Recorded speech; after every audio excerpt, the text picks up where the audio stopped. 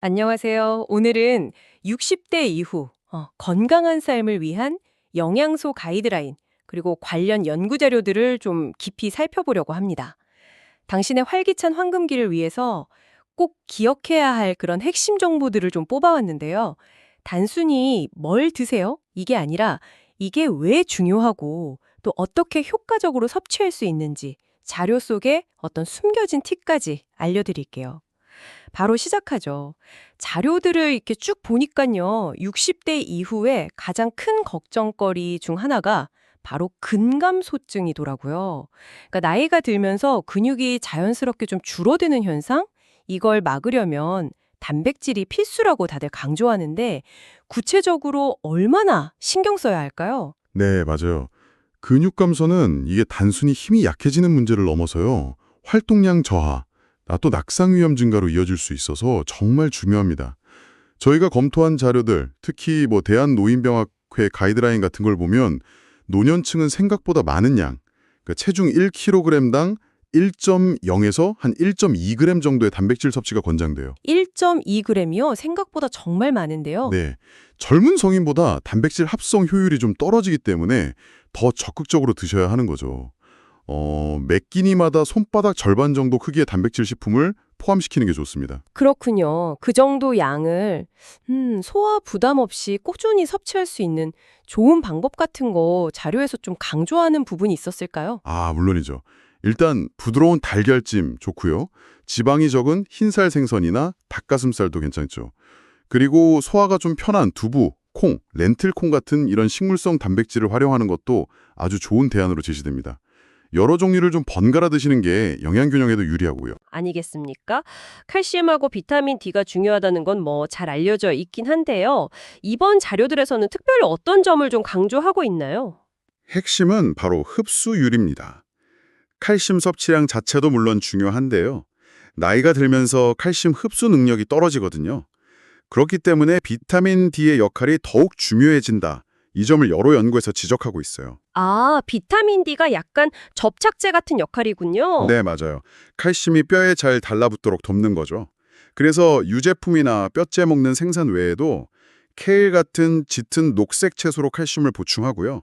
비타민 D는 등푸른 생선, 달걀 노른자 외에 햇볕을 통해서 피부에서 합성하는 것이 아주 효과적이라고 강조합니다. 햇볕이요? 아, 그럼 뭐 산책 같은 거 잠깐 하는 것도 도움이 되겠네요. 네, 그럼요. 하루에 한 15분 정도 산책하는 거 이게 정말 큰 도움이 될 수 있습니다. 다음은 오메가3 지방산이네요. 이게 우리 몸에서 만들지 못해서 필수 지방산이라고 하잖아요. 꼭 챙겨 먹어야 한다고요?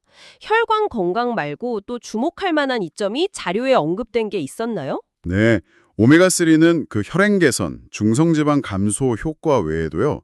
뇌세포의 아주 중요한 구성 성분이라서 인지기능 유지에 도움이 된다는 점이 여러 자료에서 꾸준히 언급됩니다. 아, 뇌 건강에도요? 네, 특히 고등어, 꽁치, 연어 같은 등푸른 생선의 풍부한 EPA와 DHA 형태의 오메가3가 효과적이라고 보고요.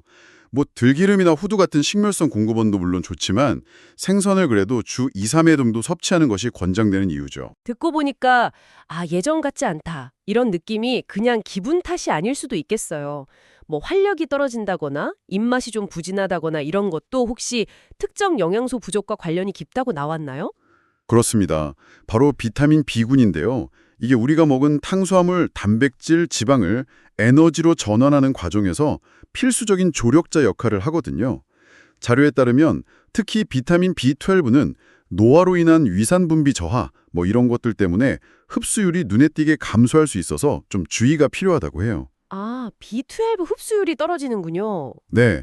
그리고 비타민 B군은 오케스트라처럼 서로 도와서 작용하기 때문에 어느 하나만 딱 챙기기보다는 돼지고기, 가금류, 생선, 유제품, 녹색 잎채소, 콩류 등등 다양한 식품을 통해서 여러 종류를 함께 섭취하는 것이 중요합니다. 네, 골고루 먹는 게 중요하겠네요. 자, 그 마지막으로 식이섬유군요. 장 건강. 이거 중요성은 뭐 아무리 강조해도 지나치지 않죠. 변비 예방 외에 또 어떤 이점들이 좀 강조되었나요? 네, 장 운동을 촉진하는 것 외에도요. 식사 후에 혈당이 급격하게 오르는 것을 좀 완만하게 조절해주고 혈중 콜레스테롤 수치 개선에도 도움해준다는 점이 중요하게 다뤄집니다. 혈당 조절이랑 콜레스테롤까지요? 네, 고구마, 사과, 양배추 같은 채소나 과일뿐 아니라 현미, 보리 같은 통곡물, 또 미역, 다시마 같은 해조류에 풍부한데요. 여기서 팁은 충분한 물과 함께 섭취하는 것이 효과를 높이는 방법입니다. 아, 물이랑 같이요. 오늘 단백질, 칼슘과 비타민 D, 오메가3, 비타민 B군, 그리고 식이섬유까지 60대 이후 특히 신경 써야 할 영양소들에 대해서 자료들을 참 깊이 있게 살펴봤습니다. 들어보니까 핵심은 결국 균형 잡힌 섭취로 모아지는 것 같네요. 네, 맞습니다. 특정 영양소에만 너무 집중하기보다는 다양한 식품을 통해서 골고루 얻는 것이 중요하고요. 그리고 또 한 가지. 자료들에서 공통적으로 강조하는 게 있어요. 바로 꼭꼭 씹어 먹는 습관입니다. 아, 씹는 거요? 네. 소화 흡수율을 높이는 가장 기본적이면서도 중요한 방법이니까요.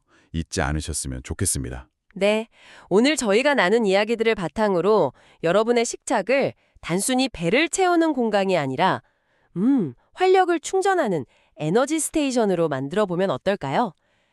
오늘 어떤 음식을 좀 더 더하고 또 어떤 조합을 한번 시도해 볼까 이렇게 고민하는 그 자체가 건강한 변화의 시작일 수 있습니다.